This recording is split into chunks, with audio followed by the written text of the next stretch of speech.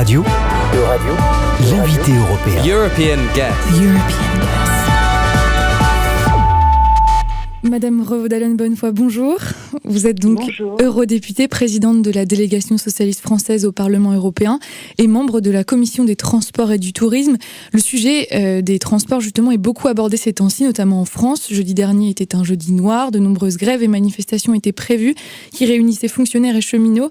Alors, pour rappel, les cheminots s'élèvent contre la réforme de la SNCF. Celle-ci a pour objectif, entre autres, d'ouvrir l'entreprise ferroviaire à la concurrence. Le projet de loi répond à une directive de l'Union européenne qui date de 1991 et prévoit la libéralisation et l'unification du marché ferroviaire européen. Madame Revaudalon-Bonnefoy, quel rôle l'Europe a-t-elle dans la réforme de la SNCF ? Alors, la réforme du paquet ferroviaire dont vous citiez la directive de 91, nous avons voté la dernière réforme il y a maintenant un peu plus d'un an.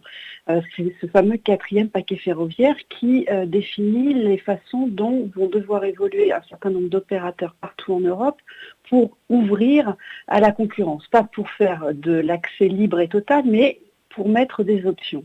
Or, il se trouve que la façon dont le gouvernement français a décidé de transposer cette directive va bien au-delà des préconisations qui ont été adoptées au niveau européen. Et dans les préconisations qui sont dans les différents textes de ce 4e paquet ferroviaire, en aucun cas il est indiqué qu'il faut absolument que la SNCF change de statut. Ça, c'est une décision qui est celle du gouvernement français actuel, et c'est la raison pour laquelle j'étais présente aux côtés des cheminots lors de la manifestation de jeudi. Alors, vous parliez du statut. Avec la réforme, la SNCF pourrait devenir une société anonyme, un statut qui impose des contraintes concernant l'endettement notamment. On sait que la dette de la SNCF est de 54,4 milliards. Si ce changement de statut n'est pas la solution, comment résoudre ce problème, entre autres, de cette dette abyssale ? Alors d'une part, la question de la dette de SNCF Réseau n'est pas nouvelle. Ça fait des années que la France a cette situation, et elle n'est pas liée non plus à la situation des cheminots. Ce sont deux choses différentes. C'est lié à un certain nombre de travaux qui doivent être faits et qui sont très importants sur l'ensemble des lignes ferroviaires et qui n'ont pas été faits à temps, et avec les années, ça s'accumule. Moi, ce que je pense qui est très important de faire, c'est de regarder la façon dont cela a été pris en compte en Allemagne. En Allemagne, ils avaient également une dette très importante qui était liée à leur infrastructure ferroviaire, et ça a été racheté par l'État.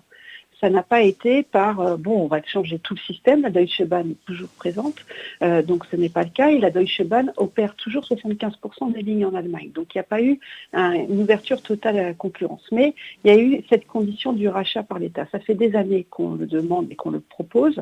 La décision de dire on va le mettre en société anonyme sans préciser qui et comment rachètera la dette donne beaucoup d'incertitudes, à la fois pour les cheminots parce qu'ils ne connaissent pas leur situation s'il y a changement de type de société, passer d'un EPIC à une société anonyme, et par ailleurs on ne sait pas qui va la racheter. Donc on est dans un flou total. Alors justement, j'allais vous demander, est-ce que la France a une place particulière en Europe par rapport à la mise en œuvre des différents paquets ferroviaires ? Est-ce qu'il y a une particularité de la SNCF ? La particularité de la SNCF, oui, certains l'ont dit, parce que c'est une entreprise où il y a à la fois la partie opérateur, SNCF Mobilité, puis la partie réseau, SNCF Réseau. Mais c'est en réalité, si on regarde ce qui se passe dans tous les États de l'Union européenne, chaque État a un statut très différent de leur compagnie ferroviaire. Et il y a des pays dans lesquels ça a été entièrement privatisé, ça a été le cas du Royaume-Uni, c'est le cas également de la Suède. Il y a des pays où la privatisation a commencé, c'est le cas de l'Italie, et puis d'une façon beaucoup plus nuancé, c'est le cas de l'Allemagne, mais il n'y a pas en réalité, et c'était toute la difficulté quand nous avons travaillé sur le 4e paquet ferroviaire, c'est de proposer un cadre qui puisse tenir compte de toutes les situations extrêmement différentes les unes des autres au sein de l'Union. Ce qui était notre volonté et ce qu'il faut retenir de ce 4e paquet ferroviaire, c'est pas la question de libéraliser pour libéraliser, c'est comment faire en sorte d'avoir des propositions d'opérateurs, c'est-à-dire des compagnies qui puissent donner des des destinations partout en Europe qui puissent permettre d'aller du sud du Portugal jusqu'en Suède, par exemple, avec un système ferroviaire fluide, avec des horaires de train et des prix accessibles. C'était ça l'enjeu. C'était avoir cette réelle interconnexion ferroviaire qui était à la base la grande idée de Jacques Delors. C'était lui qui avait lancé ce grand chantier. Ce n'est pas un système économique pour promouvoir le libéralisme à tout craint. C'est vraiment comment faire en sorte d'avoir un meilleur service ferroviaire pour les usagers. Alors je vais simplement faire un rappel puisqu'on a évoqué plusieurs fois les paquets ferroviaires. Il y a eu 4 paquets ferroviaires depuis 1991. Ils concernaient l'ouverture à la concurrence du fret, puis du transport de voyageurs international et national. Dans un communiqué daté du 16 février dernier, votre groupe politique s'oppose au rapport Spinetta qui balise le terrain pour la réforme en France du système ferroviaire. Vous dites notamment dans ce communiqué que ce rapport pourrait aggraver la double fracture territoriale et sociale. Est-ce que vous pourriez expliquer ? Oui, alors c'est parce que dans le rapport Spinetta, qui, de ce que j'ai compris, n'est pas totalement repris dans le cadre des ordonnances du gouvernement, il était indiqué que la France devait faire le choix de l'accès total à la concurrence. C'est-à-dire qu'il n'y avait absolument pas de prise en compte du fait qu'il y a des lignes de train qui certes ne sont pas rentables économiquement, mais qui assurent un service et qui permettent à des Français de pouvoir se déplacer d'un point à un autre. Et si demain, parce que la ligne n'est pas considérée comme rentable et que l'opérateur privé se dit « mais ça ne vaut absolument pas le coup que j'investisse sur cette ligne », il n'y aura plus cette ligne. Et donc, on fait une réelle fracture territoriale. Et ça se cumule avec une fracture sociale parce que généralement, ce sont des personnes qui n'ont pas d'autre moyen de transport que de prendre le train. Donc, c'était par rapport à cet accès total qui, encore une fois, n'est pas obligatoire et qui n'est pas écrit comme tel dans le 4e paquet ferroviaire. Et vous critiquez également dans le communiqué une réforme managériale. Comment concilier en fait finalement l'obligation du service public et les exigences européennes ?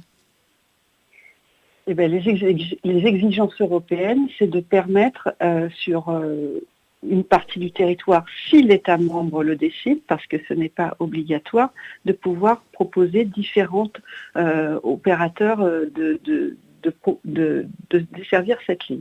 Ça, c'est le cadre européen. Après, il y a cette question d'obligation de service public. Donc, cela doit se faire, mais en même temps, on ne doit pas fermer des lignes.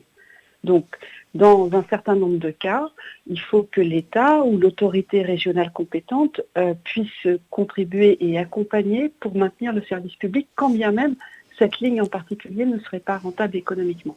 La question de la rentabilité économique est une des clés, mais ne doit pas être la seule. La question de rendre le service public aux usagers doit toujours rester le premier, puisque c'est un service public.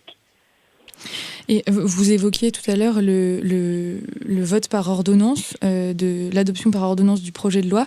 Que pouvez-vous faire, vous qui vous opposez à ce projet et au rapport Spinetta ? Alors, comme députée européenne, absolument rien. La seule chose que je fais, c'est de travailler de façon très articulée avec les députés de l'Assemblée nationale et les sénateurs qui, eux, vont être saisis de cette ordonnance. Mais encore une fois, un travail parlementaire sur un projet de loi, ça se fait dans le temps, ça nécessite des semaines, voire des mois. L'examen d'ordonnance, ça dure 3 jours. Et la capacité à amender un projet d'ordonnance est extrêmement limitée. Donc le travail parlementaire est vraiment réduit à sa portion la plus congrue qui soit.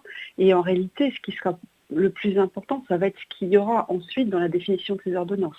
Là, le texte qui est soumis en débat à l'Assemblée nationale et au Sénat ne fait que 3 pages et ne contient absolument pas le détail de ce qui va ensuite être proposé. Donc c'est tout le travail parlementaire que nous avons fait d'une façon très longue, mais très détaillée au Parlement européen sur le 4e paquet ferroviaire, les parlementaires français dans leur transposition ne peuvent pas jouer ce rôle. Et ça fait aussi partie du mécontentement qu'il y a eu et de la manifestation de jeudi dernier. C'est que le seul moyen de démontrer qu'il n'y a pas d'accord, puisque ça ne peut pas se faire dans le cadre normal qui est le cadre parlementaire, ne peut se faire que par une expression dans la rue. Merci Madame Revaud-Dallon Bonnefoy d'avoir accepté de répondre à nos questions. Merci à vous.